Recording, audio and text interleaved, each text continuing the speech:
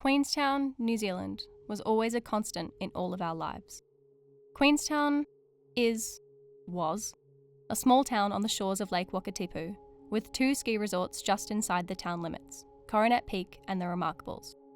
It has been a part of my parents' life since the airport was too small for international flights in the 1990s, and it will be our second home for many more generations. My brother and I have grown up in front of film cameras, digital cameras, and now almost every iteration of iPhone, in front of those famous mountain ranges. Seeing it change so clearly has been exciting and also terrifying. It can still snow as far down as the lake, but I've watched these storms roll through less and less. In 2008, the year my brother and I were homeschooled in Queenstown, we packed up our bags and locked up our house. We were young and carefree. That year it snowed to the lake. In 2012, the duck pond in Queenstown Gardens froze over. Almost. It snowed to the lake that year too. My brother and I walked gingerly on the frozen ground, knowing it wouldn't hold us for long despite our size. I looked across the pond and saw a teenage boy sodden to his ankles because he ventured too far into the middle. We knew climate change was occurring. We had just watched An Inconvenient Truth in school. But it was okay. Grown-ups would fix the problem. As always, 2016 was another opportunity to enjoy the company of my family. We only skied at the Remarkables as it was slightly higher, but there was not much snow at all that year. The same view from 2008 looks like this. It scares me. In 2022, I brought a film camera with me.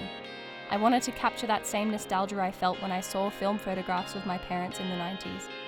I wanted everything to be the same, to reflect the stoicism and free spirit of my adventurous parents.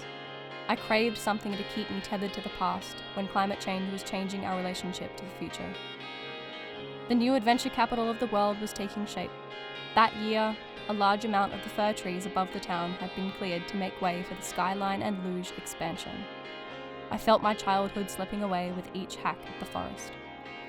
Ultimately, an annual jet boat ride was part of the economy that kept this place growing and growing, and it kept us together and laughing always.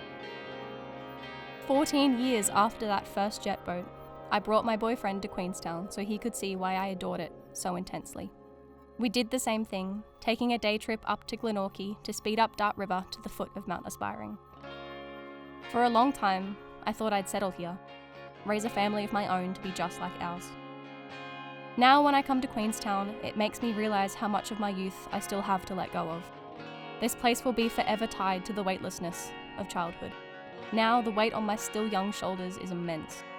How much snow will fall this year? My parents are getting older. They hope to be skiing well into their 70s. I like their odds.